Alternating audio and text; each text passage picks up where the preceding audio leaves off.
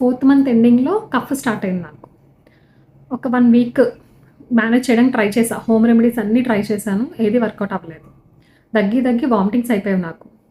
Next మనకి bladder control ఎక్కువ ఉండదు కదా ప్రెగ్నెన్సీలో. సో, దగ్గుతున్నప్పుడు నాకు యూరిన్ లీకేజ్ అయిపోయేది. అది చాలా డిస్కంఫర్టబుల్‌గా అనిపించేది. పడుకోవడానికి ఉండేది కాదు. ఫర్నిచర్ మీద కూర్చోలేకపోయేదాన్ని. నాకే చాలా డిస్కంఫర్టబుల్‌గా అనిపించి అమెజాన్‌లో యూరినరీ ఇన్‌కాంటినెంట్ ప్యాడ్స్ అని పెట్టుకున్నాను. అదొకటి హెల్ప్ అయింది నాకు. నెక్స్ట్ ఒక 1 వీక్ తర్వాత మాత్రం డాక్టర్ దగ్గరికెళ్ళాను. ఇంత ప్రొలాంగ్డ్‌గా ఉండొచ్చా? ఉండకూడదా? అని తెలియక. నిద్ర ఉండేది కాదు మెయిన్ థింగ్. నైట్ టైమ్ ఎక్కువ రావడం వల్ల నిద్ర పట్టేది కాదు. పెడితే ఇంకొక 1 వీక్ చూడండి తగ్గకపోతే అప్పుడు రండి అన్నారు. సో, 2 వీక్స్ చూసాక అప్పుడెళ్ళాను. అప్పటికి కూడా తగ్గలేదు. అప్పుడు మైల్డ్ డోస్ టాబ్లెట్ ఒకటి, సిరప్ ఒకటి ఇచ్చారు. అవి యూజ్ చేశాక హమ్మయ్య! అనుకుని పడుకున్నాను నేనైతే. So, it's okay to take medication under prescription. లేదు మీరు హోమ్ రెమెడీస్‌లో ట్రై చేస్తాను అని మీకు తగ్గితే ఫైనే. తగ్గకపోతే మాత్రం డాక్టర్ దగ్గరికెళ్ళండి. ఎందుకంటే నిద్ర ఇంపార్టెంట్ మనకి.